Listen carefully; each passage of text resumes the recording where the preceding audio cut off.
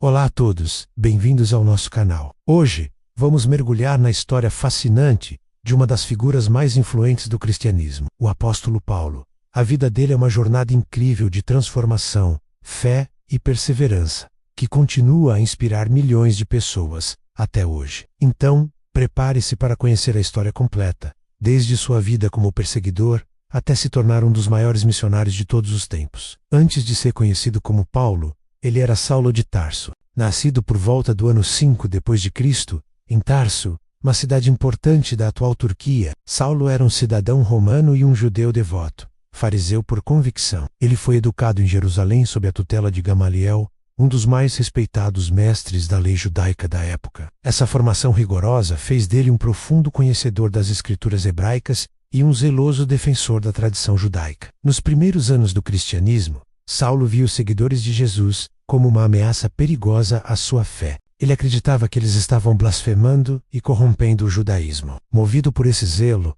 ele se tornou um dos mais temidos perseguidores da igreja primitiva. O livro de Atos nos conta que ele consentiu na morte de Estevão, o primeiro mártir cristão, e depois disso, começou a devastar a igreja, invadindo casas, arrastando homens e mulheres e jogando-os na prisão. Sua reputação era tão terrível que os cristãos fugiam só de ouvir seu nome. Ele era um homem em uma missão, determinado a erradicar o que ele considerava uma heresia. Mas a vida de Saulo estava prestes a mudar de uma forma que ninguém poderia imaginar. A caminho de Damasco, com cartas de autorização para prender mais cristãos, algo extraordinário aconteceu. Uma luz vinda do céu brilhou ao seu redor, tão intensa que o derrubou no chão. Ele ouviu uma voz que dizia: "Saulo, Saulo, por que me persegues?" Confuso e assustado, ele perguntou: "Quem és tu, Senhor?" A voz respondeu: "Eu sou Jesus, a quem tu persegues." Esse encontro divino o deixou cego. Seus companheiros de viagem, atônitos, o levaram pela mão até Damasco. Por trás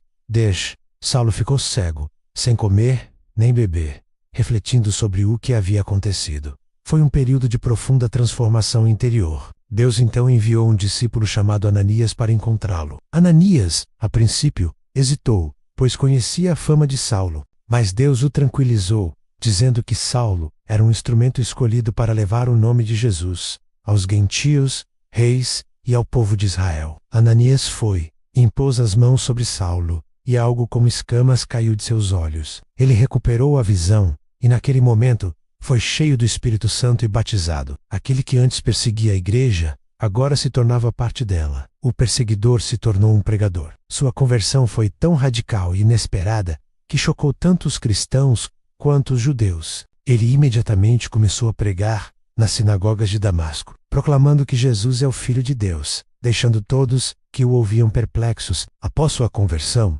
Paulo não iniciou seu ministério imediatamente em grande escala. Ele passou um tempo na Arábia e depois voltou a Damasco. Só 3 anos depois é que ele foi a Jerusalém para encontrar os apóstolos. No início, eles desconfiavam dele, mas Barnabé, um homem bom e encorajador, o apresentou a Pedro e Tiago, garantindo que a conversão de Paulo era genuína. Aperte e dai. A missão de Paulo começou a tomar forma. O ministério de Paulo pode ser dividido em 3 grandes viagens missionárias, todas registradas no livro de Atos. Na primeira viagem, acompanhado por Barnabé e João Marcos, ele viajou pela ilha de Chipre e pela região da Galácia, na Ásia Menor. Eles pregavam nas sinagogas e, quando rejeitados pelos judeus, voltavam-se para os gentios, os não-judeus. Foi nessa viagem que ele começou a ser chamado de Paulo, seu nome romano. Eles fundaram várias igrejas, mas também enfrentaram muita oposição, chegando a ser apedrejado e deixado como morto em uma cidade.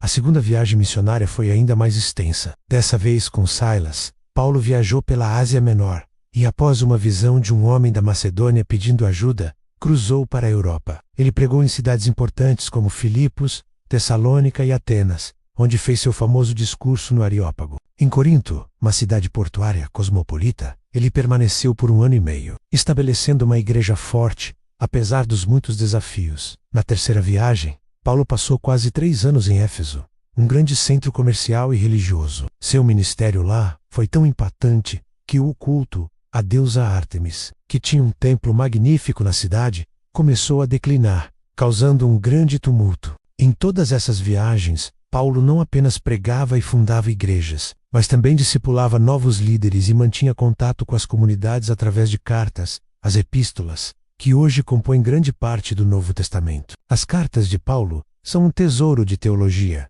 conselhos práticos e encorajamento. Epístolas como Romanos, Coríntios, Gálatas, Efésios, Filipenses, Colossenses e Tessalonicenses foram escritas para igrejas específicas, abordando problemas, respondendo perguntas e aprofundando a fé dos novos cristãos. Ele também escreveu cartas pessoais para líderes como Timóteo, Tito e Filemão. Nessas cartas, Paulo desenvolveu doutrinas fundamentais, como a justificação pela fé, a vida no Espírito e a natureza da igreja como o corpo de Cristo. Seu pensamento moldou profundamente a teologia cristã. O ministério de Paulo nunca foi fácil. Ele mesmo descreve seu sofrimento. Foi preso várias vezes, açoitado, apedrejado, sofreu naufrágios, passou fome e sede, enfrentou perigos de rios, de ladrões e até de falsos irmãos, mas sua convicção era inabalável. Ele dizia: "Combati o bom combate, completei a carreira, guardei a fé." Sua paixão por Cristo